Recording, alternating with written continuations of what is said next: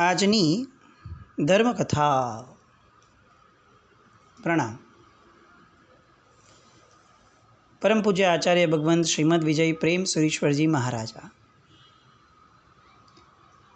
આપણે આ પૂર્વે ઘણી બધી વાર એક વાક્ય બોલ્યા છીએ. ઇનફેક્ટ આપણામાંના દરેક વ્યક્તિ જીવનમાં ક્યારેક ને ક્યારેક એક વાક્ય હંમેશા બોલ્યા જ હશે કે ભાઈ એમના એટલા ગુણો છે ને કે આપણે આમ બોલતા રહીએ તો પાર ન આવે. આ વખતે આપણે અનુભવીએ છીએ. પ્રેમસુરી મહારાજના ચરિત્રને આજે 31-32 દિવસ થવા આવ્યા. એપ્રોક્સિમેટલી 20-22 મિનિટ પકડીએ તો બી લગભગ હું એવું માનું છું કે 650-700 મિનિટની આસપાસનો સત્સંગ થયો.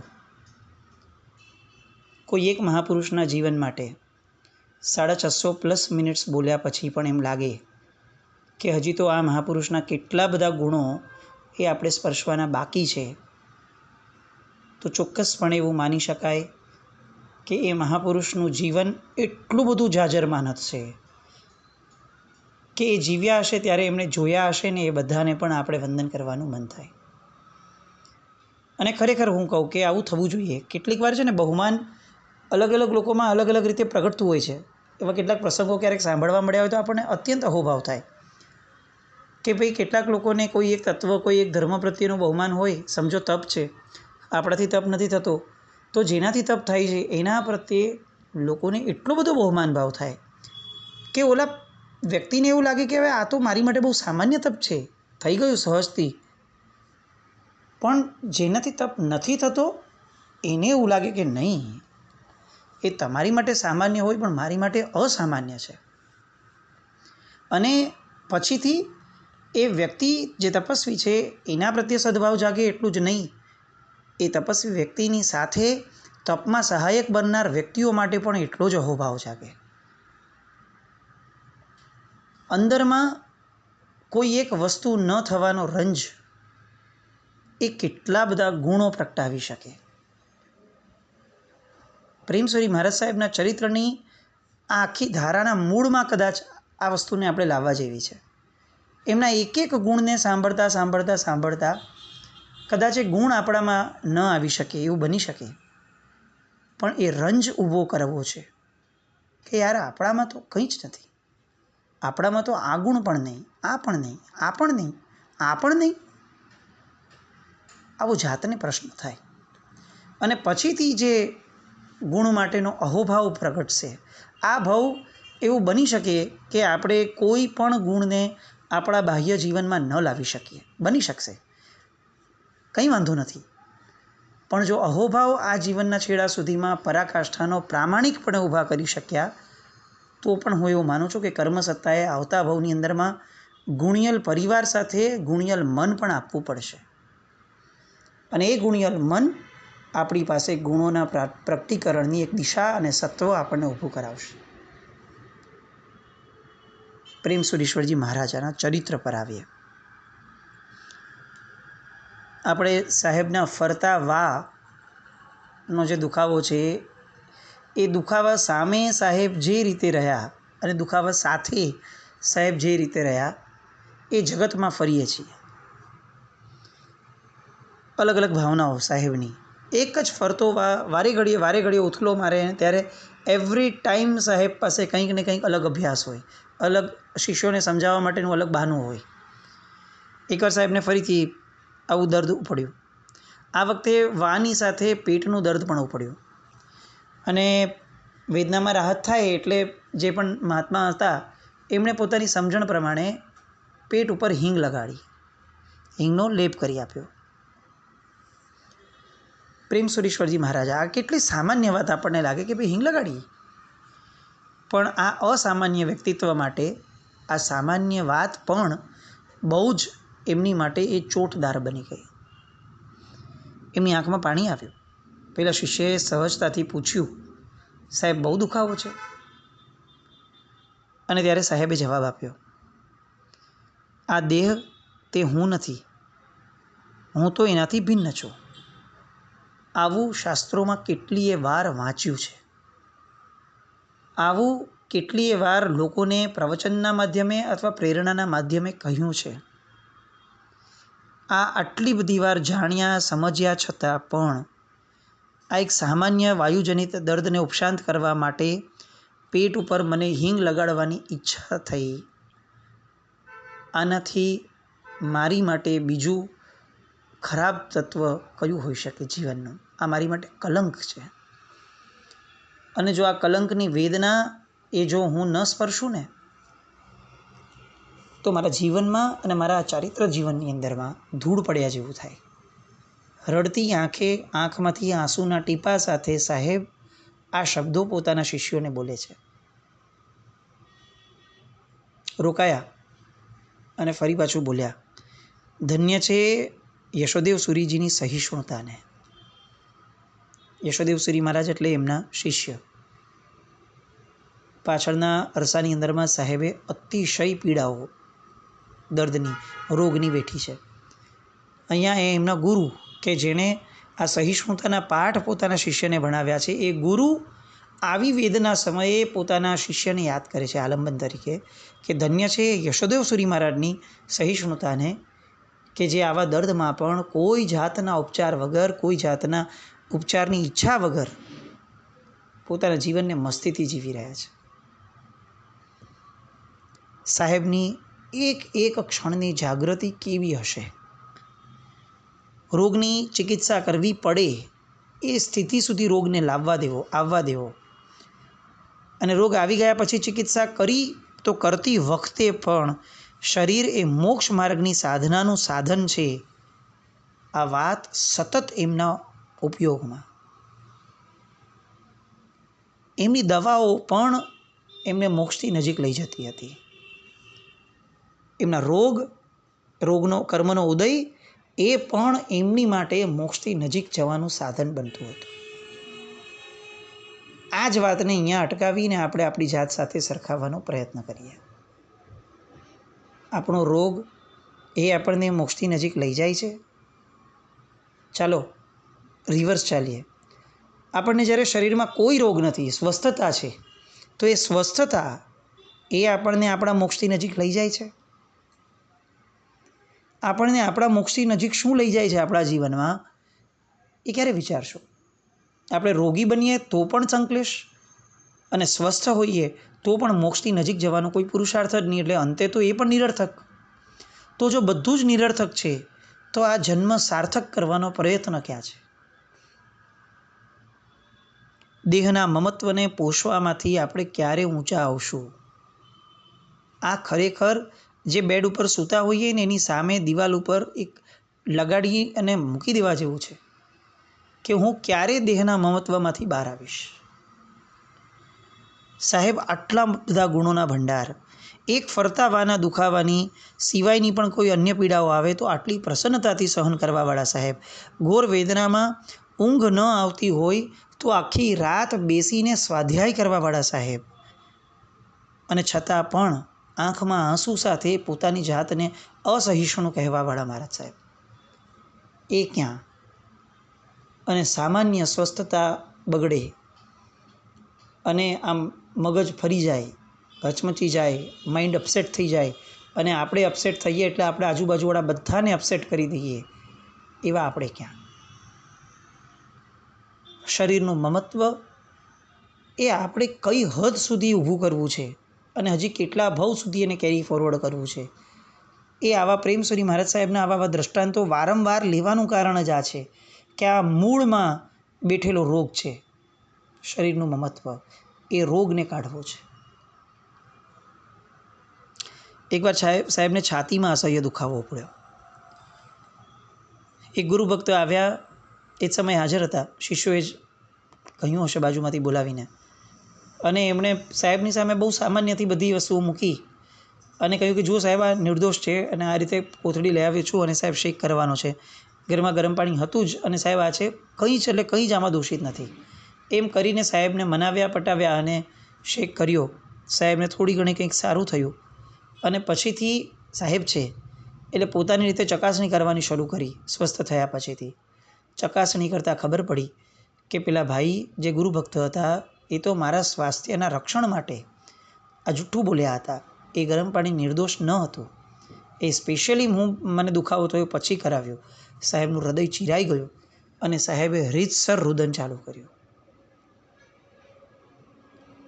આપણે કલ્પના કરી શકીએ આવા મહાપુરુષની, કે જેને કોઈ કે પોતાના સ્વાસ્થ્ય માટે કંઈક કર્યું, એ ઘટના માટે રુદન આવે અને બીજે દિવસે સવારના પોરમાં શિષ્યોને ખબર પડે કે સાહેબે ઉપવાસનું પચકાણ કર્યું છે પ્રાયશ્ચિત માટે. આવા ગુરુ ભગવંત, એના ગુણ ગાવાનું ક્યારે અટકાય? એ અટકવાય? પ્રશ્ન એ છે. જીવનભર ગાતા રહીએ તો પણ ઓછું છે, કારણ કે આ ગાવાનું કારણ જે છે કે આપણામાં આવે. સાહેબને એક બહુ જ મેજર પ્રસંગ એમના જીવનમાં. એમને છાતીમાં ભયંકર વેદના ઉપડી, શૂળ ભોકાતી હોય એવી વેદના. તાબડતોબ ડૉક્ટરને બોલાવવામાં આવ્યા. સખત વેદનામાં ડૉક્ટરને જોયા અને ડૉક્ટરે કંઈક શિષ્યો સાથે વાતચીત કરી દૂર ઊભા રહીને. સાહેબને શંકા ગઈ અને આવી વેદનામાં પણ ડૉક્ટરને બોલાવો એવો શિષ્યને ઇશારો કર્યો. ડૉક્ટર બાજુમાં આવ્યા અને એમણે આ વેદનામાં પણ બહુ જ સ્વસ્થતાપૂર્વક પોતાના શબ્દો સામાન્ય સંભળાઈ શકે એ રીતે ડૉક્ટરને કીધું કે જુઓ ડૉક્ટર, તમે મને કોઈ પણ સંજોગોમાં ઘેનની દવા કે ઇન્જેક્શન નહીં આપતા. આ યાદ રાખજો. મને વેદના મંજૂર છે પણ મારી અજાગૃતિ મને મંજૂર નથી.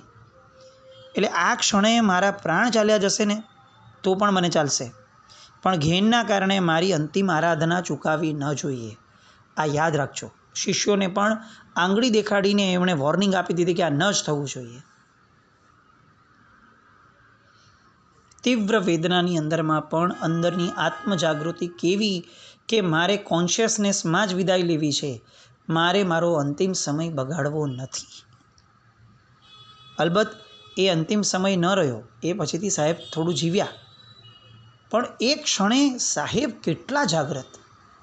આટલી વેદનામાં એટેક હતો પછીથી ખબર પડી, અને તેમ છતાં પણ સાહેબની જાગૃતિ કેટલી જબરદસ્ત, કેટલી કે વોર્નિંગ આપી દીધી શિષ્યોને કે મને બેહોશ નહીં કરવાનો, જે પણ કરવું એ કરવાનું. આનાથી રિવર્સ એક પ્રસંગ સાહેબના જીવનનો, કે જે પ્રસંગને સાંભળશું તો સાહેબ પ્રત્યેનો અહોભાવ કઈ ઊંચાઈ જશે એ આપણે સમજી પણ નહીં શકીએ. વિક્રમ સંવત 2023ની વાત. ખંભાતમાં સાહેબ બિરાજમાન હતા. ફરતા વાનો દુખાવો ઉપડ્યો. ડૉક્ટર ત્યાં બેઠેલા હતા અને એમણે સાહેબને કહ્યું કે સાહેબ, આટલી બધી વેદના થાય છે, આપ એક કામ કરો સાહેબ, એકવાર મારી દવા કરો. આપ ખંભાતમાં હમણાં આવ્યા છો, મારી દવા કરો સાહેબ, મારી દવાથી તમારું દર્દ ચોક્કસ મટી જશે. એટલે આ વેદનામાં પણ સાહેબે કીધું કે ભાઈ, મારી તકલીફ છે, મારો ટ્રેક રેકોર્ડ એમ કહે છે કે હું જ્યારે પણ જે પણ દવાઓ લઉં છું એ બધી દવાઓ મને ઊંધી પડે છે, એટલે મારી તબિયત ઓર બગડે છે દવાઓ લેવાથી. અને એટલે જ કેટલાક ડૉક્ટરોએ મને સલાહ આપી છે કે તમે દવા નહીં લેતા. પણ પહેલાં ડૉક્ટરે તો આગ્રહ કર્યો, એમ એક ઈગો હોય કે એમ સાહેબ કેવી રીતે બોલી શકો કે દવા કામ પર નહીં આવે, મારી દવા તો 100% કામ પર આવશે. અને એણે આગ્રહ કર્યો કે નહીં સાહેબ, આપે લેવી જ જોઈએ. આચાર્ય ભગવંતો દક્ષ વ્યાપારીઓ છે. અહીંયા એ વ્યાપારીપણું, આવી વેદનામાં પણ એ વ્યાપારીપણું સાહેબની અંદરમાં એ પર્યાયમાં આવ્યો. એમણે ડૉક્ટરને કીધું કે ચલો હું તમારી દવા કરતું, પણ શરત એક જ, તમારે રોજ પ્રભુ દર્શન કરવાનો આ જીવનનો નિયમ લેવાનો, આટલું નક્કી કરો. પેલા ડૉક્ટર અજય નહોતા. એટલે એ ડૉક્ટર કહે કે સાહેબ, હું કેટલોક સમય લઈ શકું, પણ પછીથી પરમનન્ટ તો હું કમિટમેન્ટ ના આપી શકું સાહેબ, મારે બહારગામ જવાનું હોય, આ હોય તે હોય.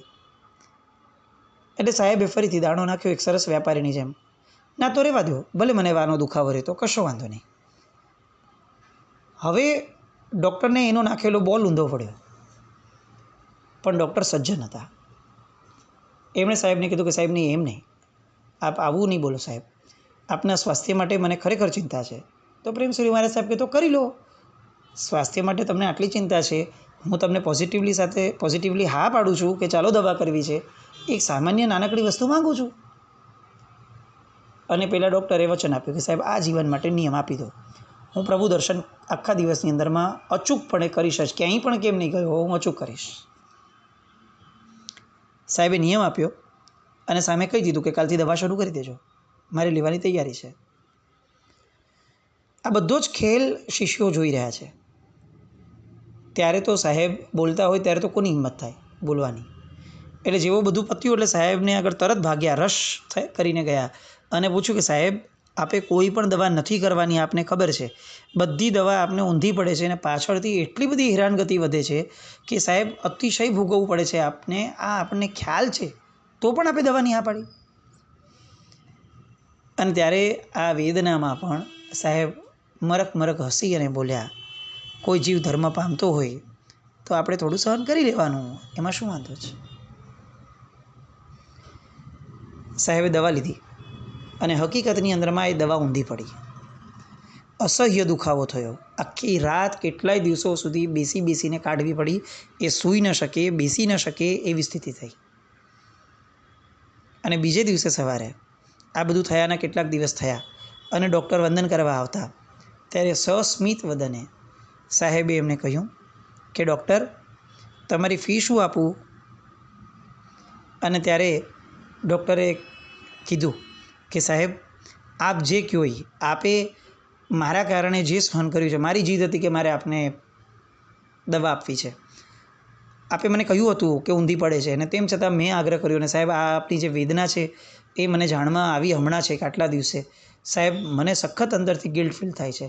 આપ ફીની વાત કરો છો, મને સાહેબ આપ પ્રાયશ્ચિત આપો, મને કંઈ એનું પનિશમેન્ટ આપો સાહેબ. અને ત્યારે એ સમયે સાહેબ બહુ જ પ્રેમથી કહે છે, પાક્કું તમને પ્રાયશ્ચિત લેવું છે? એટલે પેલા ડૉક્ટરે કીધું કે સાહેબ ચોક્કસ સાહેબ. તો કે હાથ જોડો. અને આટલી વેદના જે કારણથી થઈ એ વેદનાના ફળ સ્વરૂપે સાહેબ એને કીધું કે આ જીવન જીન પૂજા કરવાનો નિર્ણય લો. પેલા ડૉક્ટરે લઈ લીધો. સાહેબે પોતાના વ્યાપાર, ધર્મના વ્યાપાર માટે પોતાના શરીરને ગમે તેટલું કષ્ટ પડે એની કોઈ પરવા ન કરી, ફક્ત એક આત્માના જીન પૂજા અને જીનેશ્વર ભગવંતની નજીક જવા માટેના. કલ્યાણ મૈત્રી કોને કહેવાય? પંચસૂત્રની અંદરમાં કલ્યાણ મિત્ર ગુરુ ભગવંત વૈણાઓ આ શબ્દ આવે છે. આવા કલ્યાણ મિત્ર ગુરુ ભગવંતો એ અનાદિકાળમાંથી ભટકતા જીવને અનંત કાળમાં એકવાર પણ પ્રાપ્ત થાય તો પણ એ જીવનું પરમ સૌભાગ્ય છે. અને એટલે જ કદાચ આવા ગુરુ ભગવંતો માટે જ 67 બોલની સજ્જાઈમાં આ શબ્દ વાપર્યો હશે, સમકિતદાયક ગુરુતણો પચ્ચું વયાર ન થાય. જે ગુરુ ભગવંતો આપણને ધર્મ તરફ વાળે છે, સમ્યક દર્શનની દિશા આપે છે, એમનો પ્રત્યુપકાર ક્યારે પણ અનંતકાળમાં પણ ક્યારેય પણ ન થઈ શકે. આ વાત 67 બોલની સચ્ચાઈની એ ખરેખર જેમના જીવનમાં એપ્લિકેબલ થાય છે એવા ગુરુ ભગવંતો. અને એ ગુરુ ભગવંત આ વાને પોતાનો કલ્યાણ મિત્ર કહેતા. તેઓ ઘણીવાર આવું બોલતા કે જે આત્મહિતમાં સહાય કરે તે કલ્યાણ મિત્ર, જે આત્માના અહિતમાં કારણ બને તે અકલ્યાણ મિત્ર. કષ્ટ, દુઃખ અને પીડા એનાથી તો કર્મનો ક્ષય થાય છે, આત્મા કર્મથી હળવો બને છે, તો અલ્ટિમેટલી તો આત્માને લાભ થયો. તો એ કારણે આત્માર્થી જીવને હંમેશા જેના દ્વારા કષ્ટ આવતું હોય, મળતું હોય, તે તત્વો, તે વ્યક્તિ અથવા તે રોગ એ હંમેશા એને પોતાનો કલ્યાણ મિત્ર લાગે. અને એટલે જ સાહેબ પોતાના કલ્યાણ મિત્રની યાદીમાં સૌથી પહેલું નામ ફરતા વાનું રાખતા. આ ફરતો વા એ મારો શ્રેષ્ઠતમ કલ્યાણ મિત્ર છે. આવું અનેક વાર સાહેબના મોઢેથી લોકોએ સાંભળ્યું છે. એકવાર છાતીમાં દુખાવો પડ્યો, હાર્ટ એટેક આવ્યો એવી વાત વહેતી થઈ. ડૉક્ટરોનો કાફલો આવી ગયો. બીપી માપ્યું, કાર્ડિયોગ્રામ લીધો, બધી તપાસ થઈ, કાર્ડિયોગ્રામનો ગ્રાફ વાંચ્યો અને બધાએ કીધું કે બહુ ચિંતાજનક તો લાગતું નથી. સાહેબે આ સાંભળી લીધું. જેવું સાંભળ્યું કે બહુ ચિંતાજનક નથી લાગતું, તરત જ પોતાના સ્થાનમાં પાઠ ઉપર હતા ત્યાંથી ઊભા થઈ સ્વસ્થતાપૂર્વક કર્મ સાહિત્યનું સંશોધન જે કરવાનું હતું, પ્રૂફ ચેકિંગ વગેરે, એમાં બેસી ગયા. એક ક્ષણ, એક સેકન્ડ પણ માટે પણ સાહેબ પોતે સુવા એ ટાઈમે તૈયાર ન હતા. કોઈને કહેવાનું પણ નહીં, કંઈ નહીં. દેહભાવથી ઉપર ઉઠેલા મહાયોગી પુરુષોની વાતો પૂર્વના મહાપુરુષોના ચરિત્રમાં આપણે અનેક વાર સાંભળી છે. આ આપણું પરમ સૌભાગ્ય છે કે આપણી સાવ ઢુકડા સાવ નજીકમાં આ ગુરુ ભગવંત થયા. એકવાર સાહેબ રાજનગરમાં રમણલાલ વચેચંદભાઈના બંગલે રોકાયેલા. ચીનુભાઈ નામના શ્રાવક સાહેબને વંદન કરવા આવ્યા. એમણે સાહેબને કહ્યું, સાહેબ આપને વર્ષોથી પ્રોસ્ટેટનું દર્દ છે, મને પણ આ દર્દ છે. હું એક વનસ્પતિનો ઉપયોગ કરું છું, એનાથી મને બહુ રાહત થાય છે, તો સાહેબ આપ પણ એનો ઉપયોગ કરો ને. અને ત્યારે સાહેબે આ યોગી પુરુષે જવાબ આપ્યો હતો કે ચીનુભાઈ, પૂર્વના ભવોમાં જીવોને અશાતા આપી હતી ને, એનું અશાતા વેદનીય કર્મ, એની વેદના આજે પણ આ અત્યારે ભોગવું છું. આજે પ્રભુનું શાસન મળ્યું છે, ધર્મની સાચી શ્રદ્ધા પ્રાપ્ત થઈ છે. એ પછી પણ જો હું આ શરીર માટે હિંસા આદિને પાપને આચરું, લીલોતરીની વિરાધના કરું, તો મારા જેવો ભગવાનનો દ્રોહી બીજો કોણ થશે? વેદના સહન કરવાથી કર્મનો ક્ષય થશે, અને જો આવી વિરાધના કરીશ તો કર્મનો બંધ થશે. હું કર્મ બંધ કરવા નથી જન્મ્યો. સાહેબના એક એક જવાબો એને આપણા જીવનના ટંકશાળી વચનો બનાવીએ, આપણા વિચારો બનાવીએ, આપણો નિર્ધાર બનાવીએ, આપણું લક્ષ્ય બનાવીએ અને એ દિશા તરફ ડગ માંડીએ. આપણે આવા બનીએ, પ્રેમસુરી મહારાજના કેટલાક ગુણોના વારસદાર બનીએ, એવી શુભ મંગળ કામના સાથે ફરી પ્રેમસુરી મહારાજ સાહેબના ચરિત્ર માટે કાલે મળશું. જીનાજ્ઞા વિરુદ્ધ કંઈ પણ બોલાય તો મિચ્છામિ દુક્કડમ. જય નામ જયતી શાસન.